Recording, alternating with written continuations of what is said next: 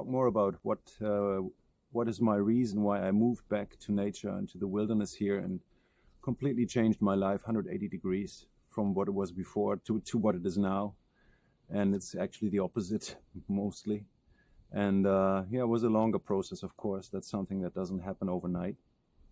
I was changing or start to change my view about things and about my health and about a healthy way of living around 2016, I would say. By that time, I was like 2 or 3 times a year. I was sick with a cold in bed, and I was not really healthy, even though I was very fit and I was training and I was lean. And yeah, actually, everybody would say this guy is healthy, he's leading a healthy life. But what I found out then in the following years is really was not true. What I was eating and how I trained and how I lived my life and was not healthy. It was actually more constant stress. And when I was in that time, 2016, I was trying to start playing tennis again, which I have done when I was younger. So I decided I want to play again in the young seniors, on the young seniors tour, and to be able to compete there and be successful, I would have to get very fit, and that would be the best way to have an advantage over the other players at an older age. If you are fitter than them, you have a big advantage. So I was researching, I was reading books about that, and the first few books I was reading were from Novak Djokovic and Tom Brady. So a tennis player and a football player, both very successful at an older age, and they both followed basically the same diet and many of the same rules about how they live and how they trained and how they tried to recover from intensive training. So I was reading that, it was very interesting. So I started changing my diet there. Then I was researching more, and I found out about the crazy guy from Holland, Wim Hof. I was doing the Wim Hof method with his ice showers and breathing techniques, and that also really helped me a lot. And I discovered that all of a sudden, after implementing these things, I didn't get sick anymore. So basically, since 2016, I haven't been sick at all anymore with a cold, and that's amazing. So when that happened, I started to question things about everything, and tried to do even more research. And one thing that is very important, of course, if you want to be competitive at an older age, is you have to also research longevity. So how you can reverse your biological age, how you can actually make your body younger again and more competitive, of course, competitive in sports. And I was reading the book from Dr. David Sinclair about longevity, health span, and how you reduce your lifespan. Lifespan is actually the name of the book. I would put a list of all the books that I was reading in the comments maybe, or I have another video about all the books that influenced my health and my decision about how I live my life now. And so I was researching that, and then there's of course other biohackers I was getting into, and they basically all fall in the same path which you should do. And that's basically, if you put it in a few words, it's some biohacks with technology, but mostly living a lifestyle in a more natural way that we have been living for thousands of years. And our life has changed so much in the last 100 years that the body simply cannot adapt. And all the influences from the modern society, modern world, are basically not very good for our body. And of course, other factors. There's actually 10 factors that really are important to have a healthy and long life. So I will make a video about that if you're interested, what I think, what are the most important factors. Many of that you can read on all these biohacking books and also in the book from Dr. David Sinclair. Yeah, but so I started playing tennis again, and I started to change my diet and my whole attitude about life and how I lived my life in a more healthy way. And I realized that I was actually training less than before, way less, and got even fitter than before when I was younger. So that was very good, and I was excited about it, so I kept going. And the other thing, like I was never getting sick again anymore. That's of course a big bonus. So if you're sick for 3 or 4 weeks a year, that's not a good thing. I rather spend my life outdoors and enjoy it instead of lying in bed. So yeah, I changed all those things. And then by that time I was living in an apartment next to a very busy street and with thousands of cars passing by and lots of pollution, of course. I can't even open the window. It was too loud, so constant noise, which is also stress for the body, makes you not sleep well. And if you can't open the window, you don't get much oxygen. And yeah, I didn't have a balcony or anything. But what I had was a forest next door. So I tried to spend as much time as I could out in the forest. And then yeah, did my training in the forest, in the natural environment where you have more oxygen. And of course I did my cold exposure, I did the cold showers. I was driving on the bicycle to the training at 0 degrees in a t-shirt. Everybody thought I was crazy. But yeah, short-term stress for the body, and that's what I discovered, is very healthy and the body adapts. And long-term stress is something where the body is just fatigued and stressed out and will not adapt, and they will just break down after a while. So many people have too much stress in their lives and try to avoid intensive short-term stress because we try to stay comfortable sitting on the couch, always at the same temperature. And that's not a healthy way to live. And yeah, so I changed my life completely, and I realized that living in an apartment with so much pollution, covered in plastic and chemicals, hammered by at least 10 Wi-Fi signals from my neighbors, that's not a healthy lifestyle. So I was discovering also that it's much healthier to live with natural materials, living in a wooden house.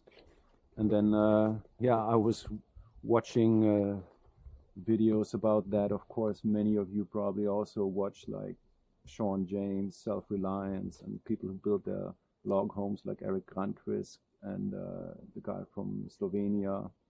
And then I was watching other movies and like Last Trapper. And then I was following the Timber Kings. I love that, how they build log homes. And I totally fell in love with living in a wooden house, and that became my dream. And yeah, this is how it basically started, me searching a place that I could afford, where I could build my own wooden house, because I discovered where I was living, and in mid-Europe, it's impossible for me to afford that. So that part of became my dream. And that's how my journey started. I was playing successful on the Young Seniors tour, and then something happened. I was reading more books, and one book I was reading was probably not the right book. And even though I can still recommend reading it just because it's interesting to read his point of view. And I was Googling fittest man alive and fittest man at an older age. And the name David Goggins came up. And he's a Navy SEAL who has done 3 times the recruitment test for becoming a Navy SEAL, the only one I think who did it. And yeah, he did crazy things. He was running ultra marathons, and he was running without training. And basically his approach is that that you can outwork anybody else. And I thought, okay, that's a good idea. If I work harder than anybody else, I'm going to win more matches. So let's try that.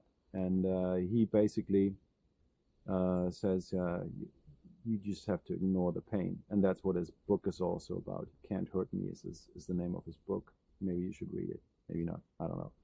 But basically, this guy injured his body big time. So I'm not sure if he's running anymore, but he had many injuries. I was reading his book, and the book Can't Hurt Me was actually wrong, because it hurt me. And I was playing through the pain, and I overdid it, and my shoulder got injured, and there was a point where I had to stop because the pain was just too much. I was basically screaming after every shot, or with every shot, because the pain was so much. And then I went to see the doctors, and that was another key experience I made, and that confirmed my research and my decisions, and now the decision that I made finally to move back to nature. So the doctors basically said, okay, we're going to make an X-ray or MRI, and then they said, okay, your tendon in the shoulder is halfway torn, and we have to do an operation. Next doctor said the same thing. I was doing more research, asked another doctor, and yeah, they basically said we need an operation. And but one doctor then finally also said, okay, we can start physiotherapy first, because there's a 10% chance if we do the operation that you're never gonna be able to lift your arm above shoulder height, and that's of course the end for me playing tennis. And I said, no way, I'm gonna do that. 10% chance, that's crazy. I'm not gonna do it. So I started physiotherapy. And that's when I also, tried to help myself a lot. Talked to many people, many other athletes, and they all said, get more opinions. And I was doing my own research about exercises that I could do. And then I was also doing research on if it would be possible to heal my body naturally without doing the operation, without doing the surgery. And even though the doctors all said, nope, there's no way a tendon can heal back, I found out that if you're fasting, your body starts to produce new stem cells, and after 3 days of water fast. And that's what I tried, because from stem cells, the body can produce all new tissues that it needs to heal. And that's actually what animals do. If animals get sick, they also they stop eating, they start fasting, and they try to heal themselves like that. And then there's some other things I tried. I was researching about infrared light, and I got an infrared sauna. I tried that. And yeah, I started intermittent fasting. I did that before already, actually. And then it was not a big leap for me to do a 3-day water fast or even longer. So I think I did a few 5-day water fasts. And then after a few months, and with some other exercises from other physiotherapists from YouTube, I healed my shoulder without surgery. And then I told the doctor everything is fine. And it was crazy. The physiotherapist that was working me, he didn't know the exercises that finally helped me also. So I showed him, and he was said, oh, this is interesting. Yeah, anyways, so I told the doctor, no need for surgery. Everything is fine. But he insisted we should do an MRI again. We should do that again to just make sure and to finalize the result and everything. I said, no, why? I don't need it. I can move my shoulder again. My shoulder is pain-free. Why should I step into that machine again and put some chemical substance on my shoulder so you can see what's happening there? I'm not going to do it. No, and he kept hammering me with emails saying we should do it, and it's really safe, no problem, and this liquid is tested, no problem, we can do it. But I did my research, and I found out that many people say, no, it's not so nice for the body to put these chemicals in the body, so you can see in the scan what's inside the body, what's happening with the tendon. So I refused. I didn't do it. I never did it. But my shoulder since then, no problem. Everything was fine again. And then I later found out, sadly, that the doctor, he's not employed by the hospital. He's making only money if he's treating clients. So I was shocked by hearing this, that he basically pushed me to do something just to make money. That was kind of sad. So I was more and more learning about how to heal your body naturally, because that worked for me. And of course, on YouTube, I'm not allowed to say anything like this, otherwise you're going to get banned. But that's just my personal experience. I'm not telling anybody to do it like this. It's just my personal experience. That's how I discovered what helped me, and I totally believe in it. And I think I have a good right to say it. So so that was the next step, and a big push, of course, to go in that direction. So I tried to eliminate chemicals in my surroundings, Wi-Fi signals, all these things. I tried to look more into it. And then the final decision was, okay, I'm not going to stay in that environment anymore. I want to live in nature. And then I discovered I was searching all over Europe, of course, where I can afford it and where you're allowed to build something and where you have enough trees to build something. And my dream is, of course, I like evergreen trees, like these conifers, these pine trees. They are beautiful all year long, also in the winter. And the other trees where the leaves are falling, they look like dead in the winter. So for me, this is just beautiful here. It's just so beautiful. So it needed to be a country where I have pine trees. I think a log home can't be in hot climate. That's not working. So Spain and Portugal and all these things were out of the picture. I checked Croatia, checked so many countries. And first I thought, oh, this is too far up north, Scandinavia. It's going to be too dark, too many mosquitoes, and maybe too cold. And it's too far away from where I was living in mid-Europe. So I thought first not, but then I discovered that it's a very good alternative, good opportunity, because you can get big pieces of land close to a river or a lake, and you have easy building permits. And so I was researching. I was searching then from then on, and then I found out that this is the place I want to go after I did a log building course here. And yeah, so that's how my decision came, basically. I started searching on the internet, and then I found the websites where you can find the properties in Scandinavia. First I was looking into Norway, because I was remembering when I was a little boy, 10 years old, I went on a vacation with my parents to Norway, and at that age you're not really into landscape or anything, but I was already impressed with the landscape. I thought it was so beautiful. I thought it was so fantastic. Yes, but Norway is more expensive than Sweden, and it's also much more complicated to build something there. You don't get large properties, and then it's also impossible to do your own work there. You need to have a certified electrician and plumber and everything to do these things, which I probably need anyways. But yeah, it was too expensive and too complicated, and I think Sweden is really the best place, maybe also Finland, but that's again so far away from everybody of my friends and family. So I decided it's better to go to Sweden. Yeah, so I was researching the websites, Hemnet and Booli and all these in Sweden, and yeah, I've seen that there are properties available that are in my budget, that I could afford, and where I can get also enough land to start growing my own food. And so that was the decision basically was made, and I was just waiting for the right property to show up. And then yeah, one day I found this property and I checked it out. And before that, actually, I was doing a log building course in Sweden at Gransforsbrook, and that was extremely nice. And so I drove there. That was actually the first time I was in Sweden, and yeah, so I really liked it. And it's just, for me, Sweden is like little Canada or little Alaska in Europe, and that landscape is just nice. It's the openness and the long views you have, and that's what I also like. It's just yeah, the long sunsets you have here in the winter and in the summer. I mean, it's just never-ending sunsets. It's beautiful.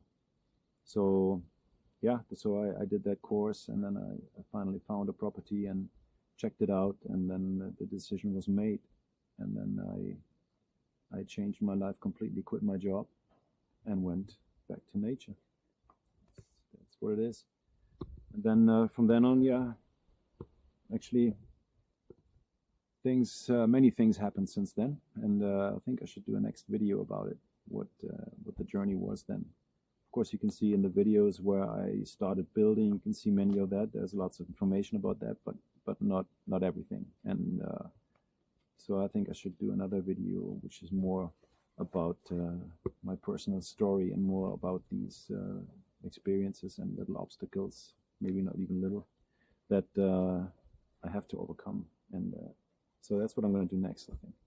So, but that's basically what led me here, and it's mainly that I changed my view about health, that about a healthy way of living. And I think there's so many diets, so many things. I changed my diet to a ketogenic diet where you just basically eat fat and teach your body to function on fat. So burn fat as an energy source and not carbohydrates. And that's something I followed, and that worked very well for me. And it's a very healthy way of eating and living.